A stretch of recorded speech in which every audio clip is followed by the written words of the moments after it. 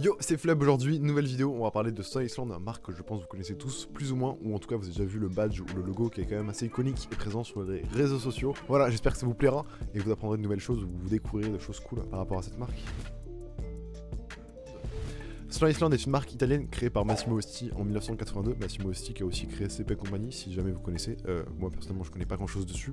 Je vous laisse faire des recherches si ça vous intéresse. Mais voilà, du coup je vais parler aussi de qu'est-ce qui rend ce projet si cool.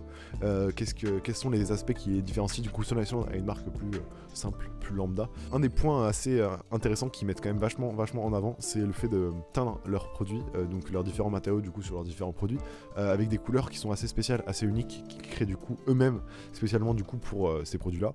C'est ce qu'on peut voir par exemple, je vous mettrai dans la description des vidéos du coup qui parlent de Stone Island. La personne qui gère actuellement la marque qui fait un tour des usines en Italie, parce qu'ils ont plusieurs usines, mais en tout cas de leurs usines en Italie, qui explique un peu de ce dont il est fier, etc. Il fait un tour dans les archives, etc. C'est hyper intéressant si la marque vous parle, ou en tout cas si vous voulez en apprendre plus. Et du coup voilà, il met vachement en avant le fait de créer du coup eux-mêmes chaque couleur de chaque produit, qui prête pas du coup une teinture chez du coup un sous-traitant et qui l'utilise. Non, il crée vraiment chaque teinture, parce que chaque teinture réagit différemment sur chaque produit, chaque matériau.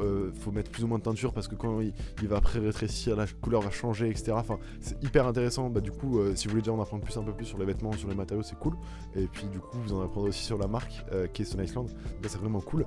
Les couleurs qui sont, par exemple, on en avait pu retrouver, je crois récemment, du pêche, du vert pomme, enfin des couleurs cool qui sont assez tendances aussi en ce moment, mais du coup voilà, ils créent leur propre teinture pour chaque produit, etc. Alors c'est pas tout, parce que c'est pas non plus juste les couleurs qui vont faire que la marque est incroyable, c'est faux. Il n'y a pas que ça.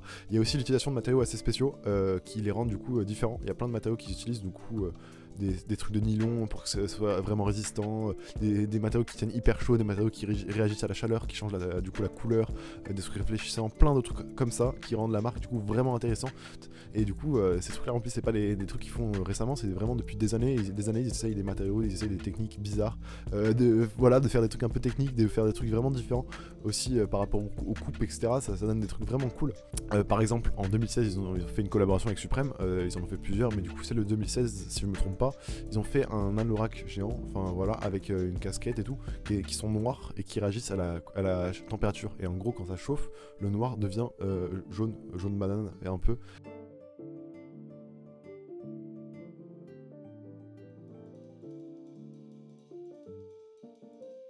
Et c'est vraiment, après je sais pas comment tu portes ça, mais le fait d'avoir un aspect comme ça vachement technique et un aspect plus spécial aux vêtements, je kiffe de ouf personnellement. C'est vraiment cool d'avoir des pièces avec un aspect technique, des coupes spéciales, des couleurs spéciales, des matériaux spéciaux, et voilà, le fait que c'est aussi peut-être pour ça qu'on peut retrouver pas mal de qualité sur les produits, parce qu'ils vont vraiment chercher un produit avec des matériaux etc à fond quoi. Donc ça c'est un peu ce qui fait Stone Island, en tout cas les produits qui sortent c'est un peu ça. Après faut savoir qu'il y a pas mal de gens, en tout cas que je vois sur Facebook, qui reprochent à Stone Island d'avoir un peu perdu cette essence du coup ces dernières années, et de continuer juste à faire des produits pour vendre en fait.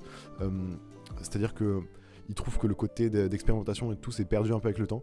Après vous avez votre avis là-dessus ou non quand vous ferez des recherches sur la marque ou etc. Mais voilà, ce qui est cool aussi du coup c'est le fait qu'il y ait pas mal de pièces d'archives, beaucoup de pièces qui sortent du coup tout le temps, et du coup ce qui fait que on arrive avec des pièces vraiment ouf, avec des coupes de fou qui datent de dizaines d'années et tout, qui sont toutes aussi cool et qu'on pourrait très bien porter maintenant.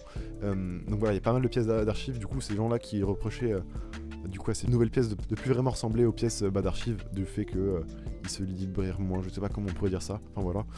Mais du coup super transition qui va parler des pièces d'archives, qui pour moi fait aussi un gros point positif sur la marque Stone Island et qui la rend vraiment intéressante, c'est que du coup il y a vraiment beaucoup de pièces qui sont du coup archivées par du coup des collectionneurs ou par la marque elle-même. Dans les vidéos du coup que j'ai mis dans la description, il y aura un tour du coup des archives de chez Stone Island où ils montrent pas toutes les pièces évidemment parce qu'il y en a des milliers, mais ils montrent pas mal de pièces qui sont intéressantes sur la fabrication, sur les produits, sur les matériaux, etc. Alors voilà, peut-être un autre point qui fait que j'aime aussi pas mal la marque, c'est que j'achète très peu de vêtements en fait.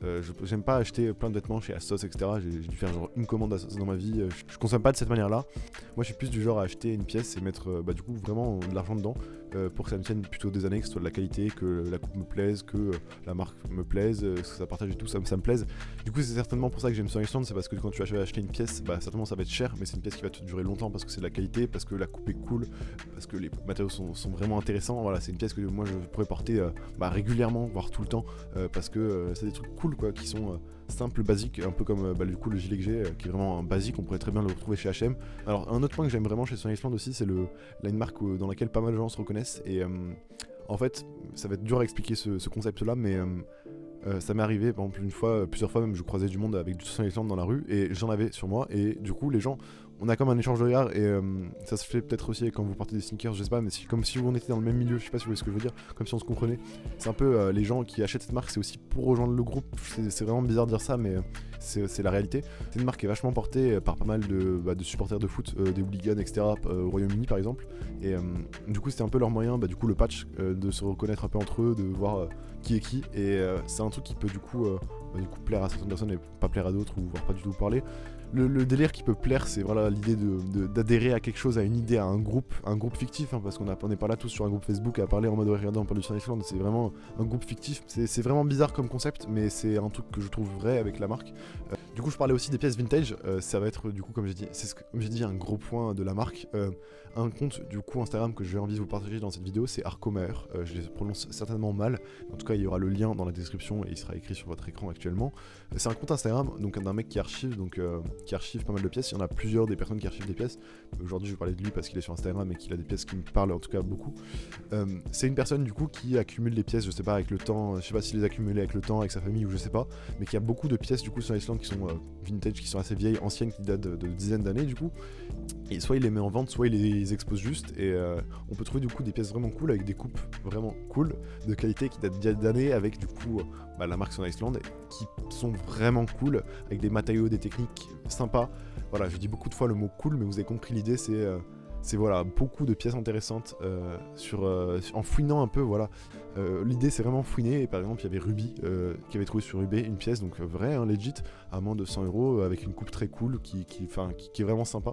Donc voilà, l'idée c'est fouiner, c'est les marques comme ça un peu où il faut fouiner pour trouver des vraies pépites. Donc voilà, c'est une marque, c'est ça que j'apprécie vraiment avec le délire des archives, et qu'il y ait des milliers de pièces qui sont sorties du coup avant qu'on soit là, c'est qu'on peut encore y accéder, puisque avec internet on peut trouver plein de boutiques de revendeurs de machin, et ça c'est vraiment cool. Alors j'espère que du coup que cette vidéo vous aura plu. N'hésitez pas à vous abonner à ma chaîne parce que je risque de refaire des vidéos similaires en parlant de d'autres marques, d'autres projets qui me parlent et qui sont plutôt cool. Voilà, et avant que vous partiez, j'ai un truc à vous montrer. On a sorti avec du coup, pour ceux qui sont au courant, j'ai une marque de vêtements, en tout cas un projet. Du coup à l'heure à laquelle cette vidéo sort, on a sorti hier un nouveau t-shirt avec un pull, j'ai pas encore reçu les pulls. Et du coup voilà, le visuel vous l'avez déjà vu dans l'ancienne vidéo. Mais voilà, si ça vous plaît, n'hésitez pas à aller voir la boutique et puis évidemment potentiellement l'acheter. Sinon on se retrouve la semaine prochaine pour une nouvelle vidéo du coup sur ma chaîne YouTube. A bientôt.